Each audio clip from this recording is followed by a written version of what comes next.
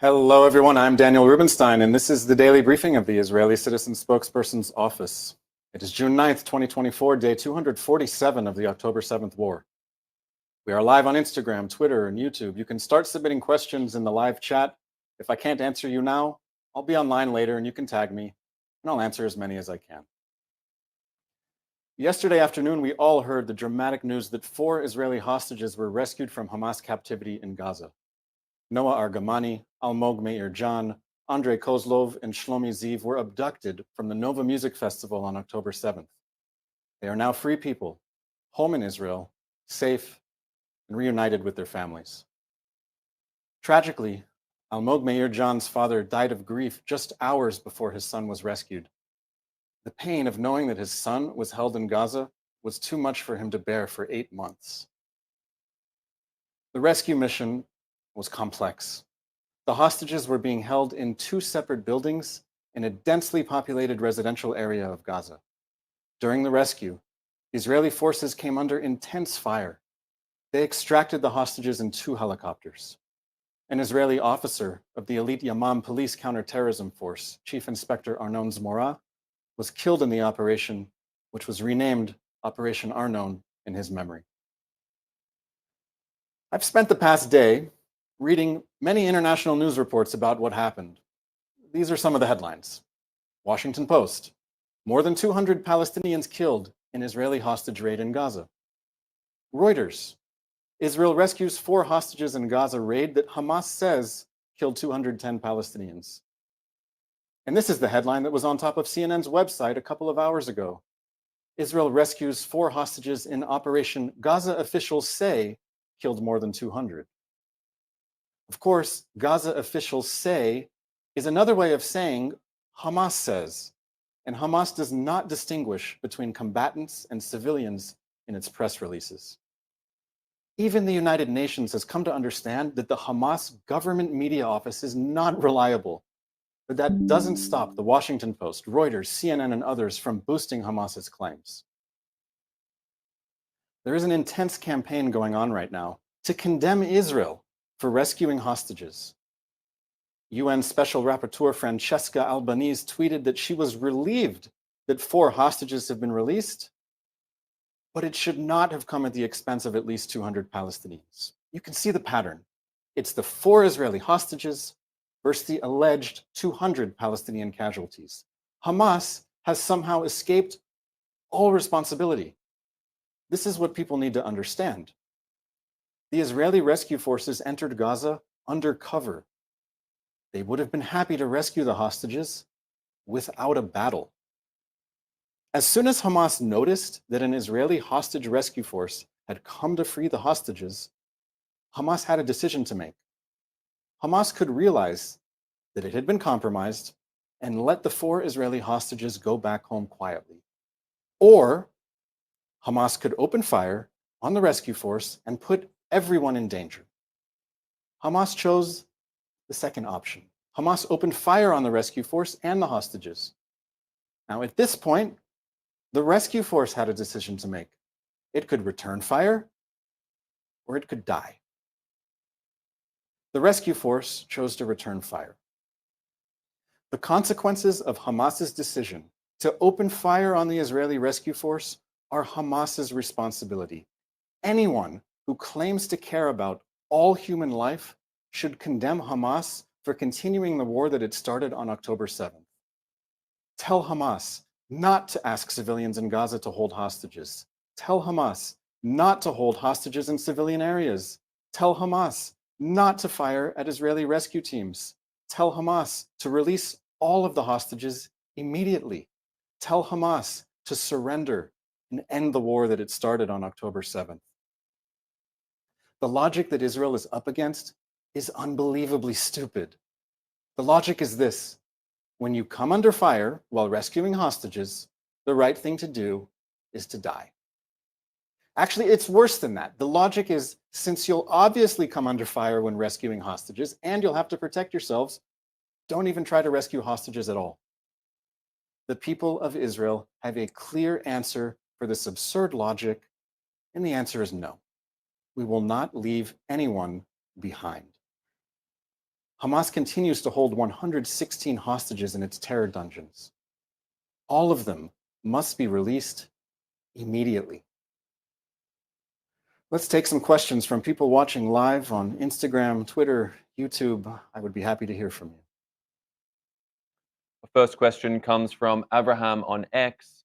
Qatar fully controls Al Jazeera, and an Al Jazeera journalist was holding an Israeli hostage in Gaza. Qatar knew about this. Why does Israel negotiate with them? Why doesn't Israel make a campaign to boycott Qatar?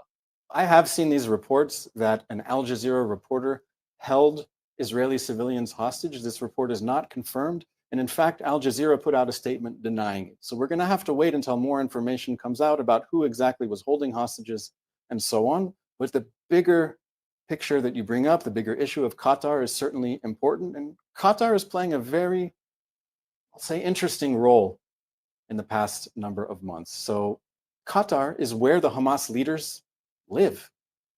They are there in Qatar. However, before the war, Qatar was sending money to Gaza, but with Israel's blessing. Qatar is the state sponsor, the owner of the international television network Al Jazeera. And Al Jazeera, I watch it every day. It's broadcasting on the lower third of the screen in big letters, genocide in Gaza. This is the message that Al Jazeera has been pushing for months. But at the same time that it is promoting a specific message that Qatar is pushing its own network to promote, Qatar is a mediator in the hostage release negotiations that are currently going on between Israel and Hamas indirectly. So Qatar's role is something that we're going to have to take a look at in the days, weeks, and months ahead. But in the meantime, Qatar has itself in a very important position. They're an important stakeholder, and Israel is going to continue to talk to them in an effort to get its hostages home. Ran, also on X, writes, does Hamas represent the Palestinians? Ron on X, thank you for this question. X is my favorite platform. I'm still calling it Twitter, so you'll forgive me. Does Hamas represent the Palestinians? Well, my source for answering this question is the most prominent Palestinian pollster, Khalil Shikaki. He has published polls over many years, and if you study all of them, you can go to his website, you can establish a sort of general pattern of where Hamas is in Palestinian society. So it's safe to say about 1/3 of Palestinians support Hamas. That's the low number that you'll get in any given poll from Shikaki. And if his poll is a question about who would you vote for in a given contest between a Hamas presidential candidate and a candidate from Fatah, the rival, you may get something closer to 50-50 support for Hamas. It's important to note also that Hamas's political demands of Israel enjoy very wide, if not near universal support among the Palestinian people. The divisions are about Hamas's tactics and its vision for what a future state of Palestine would be. Now, not every Palestinian, of course, wants to live under a Hamas government. They do not accept Hamas's interpretation of Islam. And it's also important to note that since the year 2007, the two major Palestinian factions have been in a state of civil war with each other. Okay? Hamas took over Gaza in 2007 from its rival Fatah, and they have been effectively in a state of civil war ever since. And it's also important to note that the rivals, Fatah, we're talking about the Palestinian Authority. This is the Palestinian faction that Israel is cooperating with on a day-to-day basis. They have not condemned the October 7th massacre. Okay? The Palestinians that Israel is having open relationships with, negotiating with, communicating with, they have not condemned the October 7th massacre. The only exception to this statement is they have condemned Hamas for carrying out the massacre without the permission of the Palestinian Authority and without consulting it, but they have not condemned the massacre as a barbaric atrocity. And one of the reasons they have not condemned it is because the massacre has significant support within Palestinian society, and it would be politically unwise to condemn something that enjoys enormous support. Question from Rachel on Instagram. My Red Alert app keeps going off. What is the situation in the north, and when will Israelis be able to move back to their homes? Yes, every day as I'm working on this briefing, I'm working on one topic, and then the red alert app will start going off, and I'll wonder if I'll have to change the subject entirely because of the situation in the north. And that was again the case today, where there were many red alert sirens, which means real sirens for people in the north, whether it is rockets coming in, or an anti tank missile, or suicide drones coming from Lebanon. This has been the day to day reality of the residents of northern Israel since October 8th, when Hezbollah in Lebanon made the choice to enter the war that Hamas started one day before. So Hezbollah looked at this situation, they saw what Hamas did on October 7th, and they said, we like what you did, we want to be a part of that.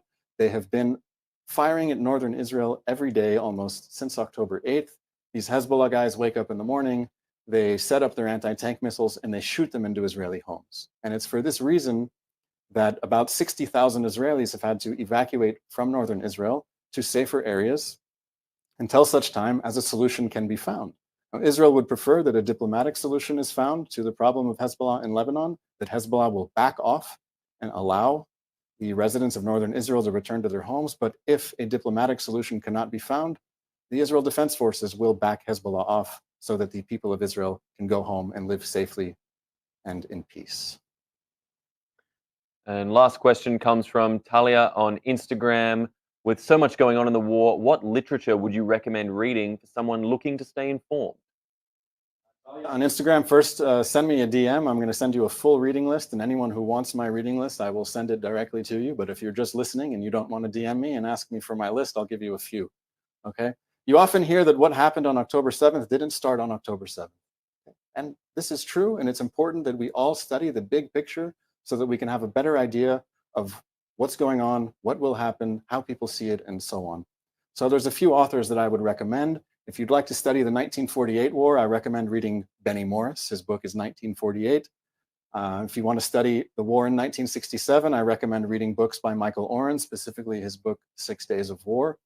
If you want to understand what Palestinians say they're fighting for, I highly recommend reading the book War of Return by Einat Wilf, W-I-L-F, who happens to be one of the Israeli Citizen Spokespeople. She has done an in-depth, exhaustive study on the Palestinian refugee issue from its beginning until today.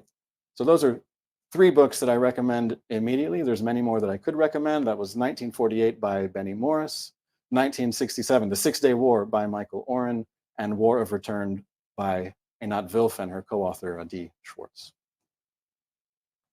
Okay, that's all we have time for today. I'm going to go on social media soon and see if you've submitted any more questions that I can answer.